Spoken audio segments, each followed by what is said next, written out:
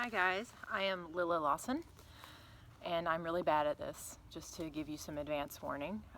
But I thought I would make one of these videos that all these adorable artists are doing for alleviating boredom, keeping the arts going in times of isolation and stress.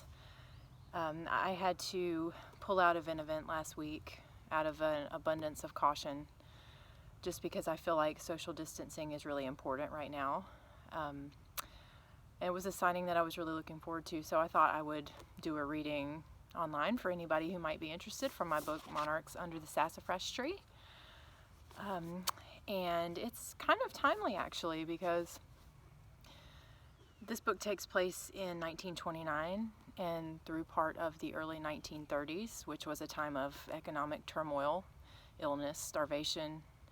And of course, you know, some of the factors were a little different, obviously, but I think history tends to repeat itself. And looking to our elders at times like this is really important, just to remember that our experiences are not unique, and that people have been going through things like this for a long time. And there's my dog. But I think it's important just to remember that our ancestors have been through this before, and that isn't to minimize the things that people are going through and the losses that we're experiencing, but if we remain resolute and stay in our houses, do the responsible thing, then we can try to flatten that curve and at least make things somewhat easier to deal with.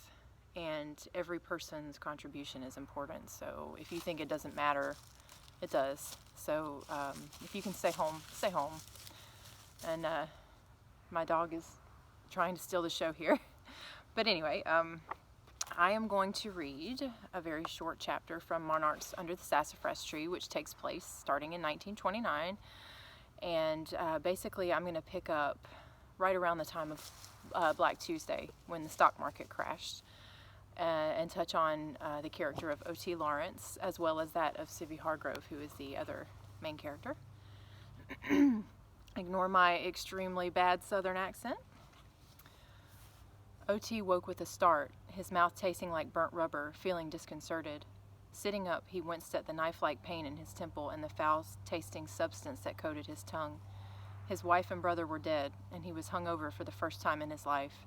He smelled an astringent, sour odor, realizing with dull horror that he had vomited on himself in his sleep.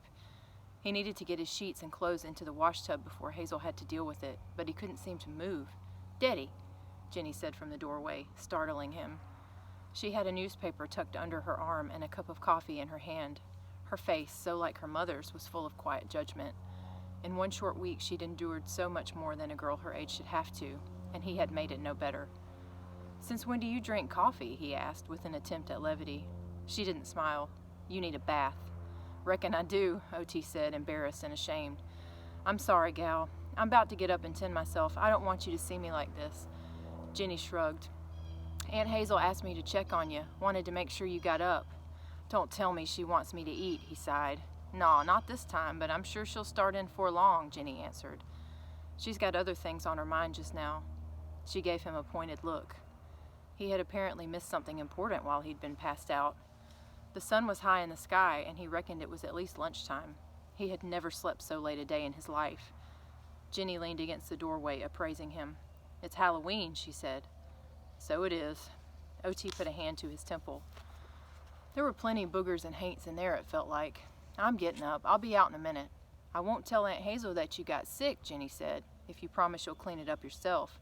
"I will," O.T. promised, managing a tender smile for his eldest daughter despite his deep shame and self-disgust. "You're a good girl."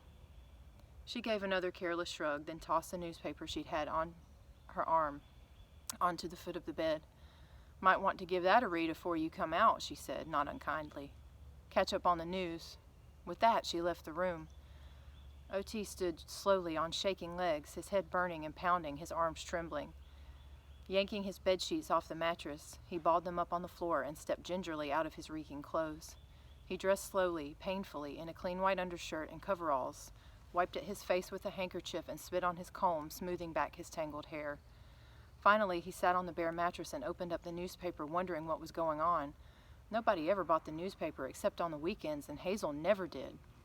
He noted the date in the top corner. Wait, he thought. Had Jenny said it was Halloween? That meant it was Thursday. Had he really slept through Wednesday? O.T. stared at the page for a while, waiting for his vision to clear, then read the headline, not sure what to make of it. He sat there gaping, reading it over and over again, not understanding. Wall Street crash, New York Stock Exchange in panic, bankers scramble as billions lost on Black Tuesday. It was quiet and cool under the pecan trees. The slight rustle of branches felt wistful and a little ominous, perhaps because it was Hallows Eve, Sivvy figured, spreading her apron over the lush grass, or Halloween as the young folks called it. And there's my cat. The day didn't mean much to her. Her family had never been big on tricks or treats, partly owing to their Christian nature, but also because it was hard to go from house to house begging for sweets when you lived on the side of a mountain. Still, you marked the day, Halloween, the day the dead came back to the land of the living to say how do, if you invited them, that is. Sivvy reckoned she invited her dead daily. Her brain persisted in conjuring them up despite her best efforts to keep them buried. There are ghosts, though. There's one in your room, Nurse Burns had said to her. It was dusk. The macabre night was brewing. There were few people about in the pecan grove, a nurse lingering nearby, a gravedigger bringing up soft dirt, one of the evening doctors standing outside for a smoke, another patient, a young man pacing back and forth in front of the men's building. They were all silent as ghosts themselves. Usually Sivvy was allowed to visit the pecan grove only in the hour after breakfast, but Dr. Russell had recommended the late afternoon excursion. Perhaps he sensed something desperate in her, something fraught. I think it would be fine to go for a stroll after supper, he told her during therapy.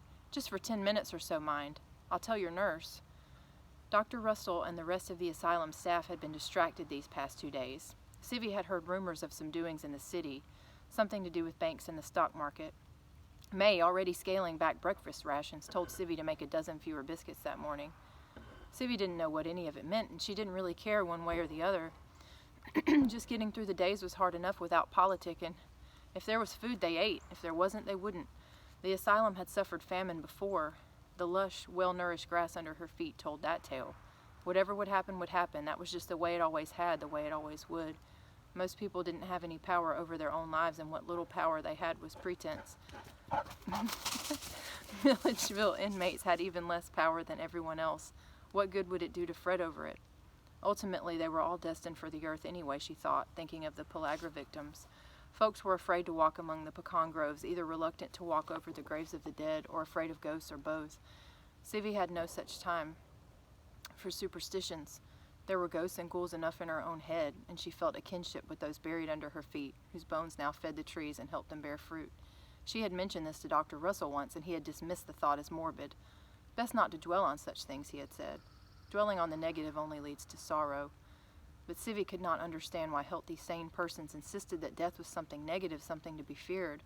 The inmates at Milledgeville, living lives of hardship and deprivation, were close to death always. Perhaps this was the reason they saw death as someone they could one day clasp by the hand and welcome as a friend. The insane accepted their unavoidable fate much more readily than the sane who kicked and twisted in denial, Sivvy thought. Brushing off her apron, she stood and tied it around her waist. The nurse stepped out of the shadows and extended an arm to lead Sivvy back to the Powell building and upstairs to bed.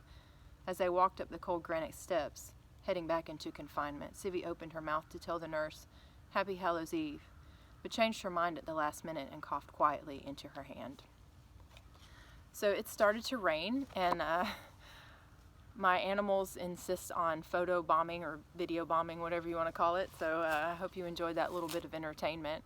Obviously, a Halloween passage isn't exactly timely, but I thought it would be kind of fitting, just considering what's going on in the story. If you are interested in historical fiction and you would like to read Monarchs Under the Sassafras Tree, you can order it from our local bookstore, avidbookshop.com. I would love it if you would give them your business at this time.